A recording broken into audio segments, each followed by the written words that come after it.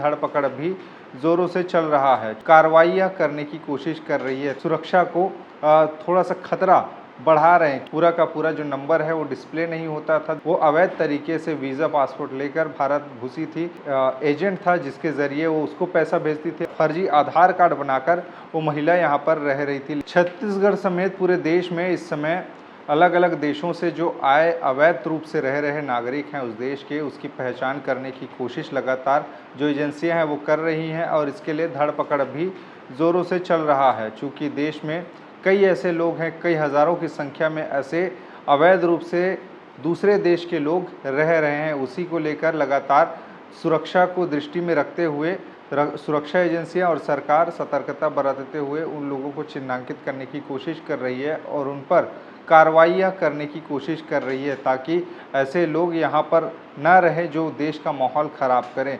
इसको लेकर लगातार कोशिशें चल रही है, खासकर उन देशों के नागरिक जिनसे हमारे संबंध ठीक नहीं है, बांग्लादेश, पाकिस्तान जैसे, जिनके साथ में हमारा हमेशा से मनमुटाव रहा है, किसी बात को लेकर लड़ाई झगड़े होते रहे हैं और तनाव की स्थितियां देशों के बीच में रहा है। तो ऐसे देश के नागरिकों को यहाँ पर पनाह न मिले, इसको लेकर लगातार जो कार्रवाइयाँ हैं चल रही है। अब इस कार्रवाइयों के बीच में छत्तीसगढ़ के भिलाई से भी एक ऐसा मामला सामने आया है जहाँ पर एक महिला बीते कुछ 2 साल से यहाँ पर किराए के मकान में रह रही थी और जिसने अपना फर्जी नाम से यहाँ तक फर्जी आधार कार्ड बनाकर वो महिला यहाँ पर रह रही थी, लेकिन उसका ये भांडाफोड़ पुलिस ने किया है और गिरफ्तार करके उसको सलाखों के पीछे भेजा है।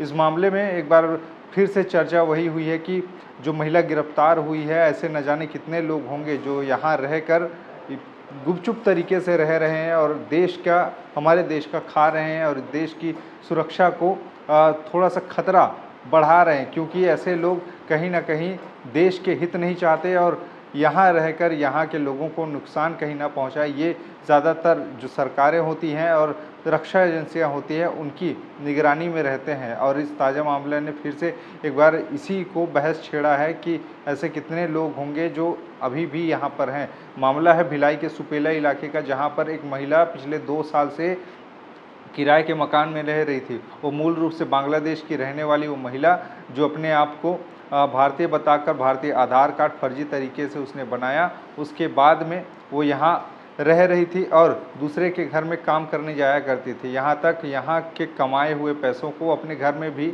वो भेजा करती थी और फ़ोन कॉल्स पे बात होती थी, लेकिन वो ऐसा तरीका अपनाती थी कॉल करने के लिए जिससे किसी को ये शक ना हो कि वो किससे बात कर रही है। दरअसल वो महिला एक ऐप को इस्तेमाल करती थी, ऐसा बताया जा रहा है, जिसके ज़रिए पूरा का पूरा जो नंबर है वो डिस्प्ले नहीं होता था, दिखता ही नहीं था और वो गुपचुप तरीके से अपने देश यानी बांग्लादेश में अपने परिवार वालों से बातचीत करती थी। महिला का बताया जा रहा है कि 8 साल पहले वो अवैध तरीके से वीज़ा पासपोर्ट लेकर भारत घुसी थी। उसके बाद में वो पहले तो उत्तर प्रदेश, फिर पश्चिम बंगाल के सोनागाछी में रहती थी। उसके बाद में कुछ साल बाद दिल्ली चली गई। दिल्ली में 1 साल रहने के बाद में वो एक अपनी सहेली पूजा नाम की एक सहेली के साथ में छत्तीसगढ़ के भिलाई और भिलाई के सुपेला इलाके में किराए के मकान में वो रहने लगी। वहाँ पर उसने अपना नाम अंजलि सिंह उर्फ काकोली घोष बताया और वहीं पर उस नाम के उसने फर्जी आधार कार्ड भी बनाए और मकान मालिक से उसने गलत तरीके से अपनी जानकारी छिपाकर उसने फर्जी तरीके के आधार कार्ड जो बनाए थे उसी को ही अपना पहचान बताकर उस मकान में रहने लगी थी, जिसके चलते मकान मालिक को भी पुलिस ने गिरफ्तार किया, उस पर भी कार्रवाई हुई है। सूचना की तस्दीक एसटीएफ की टीम द्वारा की गई थी, जिसका नेतृत्व सीएसपी भिलाई नगर कर रहे थे और उनकी टीम द्वारा उसका तस्दीक किया गया। वो महिला मेरे दस्तावेज थे वैध नहीं पाए गए और वो भी आइडेंटिटी हाइड करके रह रही थी, लिहाजा उस पर अपराध कायम किया गया। अपराध कायम करके चूँकि मामला बहुत बड़ा है, इस समय पूरे देश में इसी को लेकर चर्चा है कि आखिरकार कितने ऐसे लोग हैं जो इस देश के नागरिक हैं और बाहर देश के नागरिक हैं जो यहाँ पर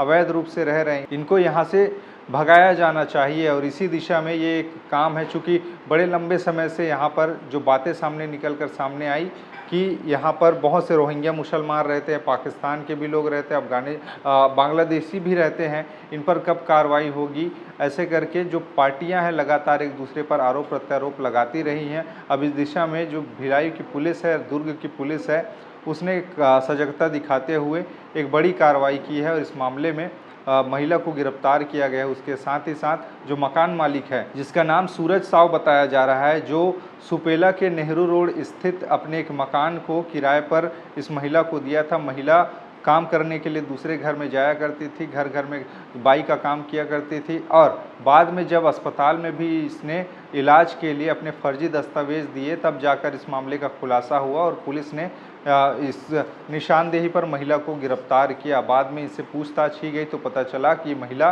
बांग्लादेश की रहने वाली है, जिसका वास्तविक नाम पन्ना बीबी बताया जा रहा है। पन्ना बीबी 8 साल पहले बांग्लादेश से भारत आई थी। भारत सीमावर्ती राज्य बांग्लादेश और भारत के सीमावर्ती राज्य पश्चिम बंगाल में पहले वो रही, सोनागाछी में। उसके बाद कुछ साल बाद वो उत्तर प्रदेश चली गई। उत्तर प्रदेश में रहने के बाद वो फिर दिल्ली गई। दिल्ली में 1 साल रहने के बाद में वो भिलाई आई और भिलाई में बीते 2 साल से वो किराए के मकान में रह रही थी। अब पुलिस को जब इस पर संदेह हुआ तो उसने पकड़ा और इससे पूछताछ की गई।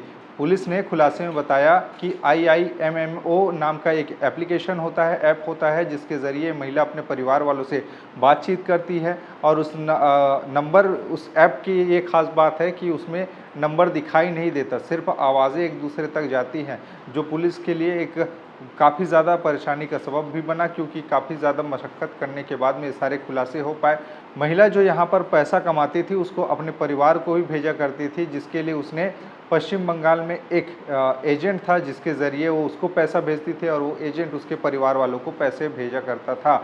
अब इस मामले में पहली ये कार्रवाई है। अब इसके तार और कहाँ-कहाँ जुड़ेंगे, ये देखने वाली बात होगी, चूँकि मामला बहुत बड़ा है और छत्तीसगढ़ जैसे राज्य में, जो कि पूरे तरीके से लैंडलॉक स्टेट है, पूरे के पूरे आसपास के राज्य लगे हुए हैं, ना तो ये किसी देश की सीमा से लगा हुआ है, पूरे के पूरे 7 राज्यों से घिरा हुआ छत्तीसगढ़ है, लैंडलॉक स्टेट है, स्थलबद्ध ये राज्य है। और वैसे में पश्चिम बंगाल बांग्लादेश जैसे जो सेंसिटिव देश है, वहाँ से उसकी सीमा लगती है, जहाँ पर लोग आना जाना करते हैं। कई बारी वहाँ पर फेंसिंग हुए हैं बॉर्डर पर, उसे भी काट कर लोग यहाँ पर पनाह लेते हैं। वैसे लोगों को पकड़ा जा रहा है और उनके चिन्हांकन करके उनसे पूछताछ की जा रही है, ताकि देश की अखंडता संप्रभुता को कोई नुकसान न पहुंचे। दूसरे देश के लोग यहाँ के नहीं हो सकते, चूँकि यहाँ का खा के यहीं के लोगों को कभी नुकसान ना पहुंचा दे, ऐसा करके लोगों में डर और भय बना रहता है। तो आखिरकार अब आगे की कार्रवाई में और कितने लोग इसमें शामिल होते हैं या फिर कितने लोग और पकड़ाते हैं, ये देखने वाली बात होगी, चूँकि इस मामले ने एक बार फिर से नए बहस को छेड़ा है और ऐसे में पुलिस अब इनकी निशानदेही पर और कितने लोगों को अरेस्ट करती है या फिर कौन कौन और घुसे थे इसके पास से, इस महिला के पास से क्या कुछ और खुलासे होगी, उसके आधार पर पुलिस क्या कुछ कहेगी, आगे क्या कुछ करेगी, ये देखने वाली बात होगी। खैर, इस मामले पर आप क्या सोचते हैं, आपके विचार क्या हैं, नीचे अपने विचार ज़रूर बताइएगा। बाकी खबरें और भी है, जिसके लिए बने रहिए छत्तीसगढ़ के साथ में। नमस्कार।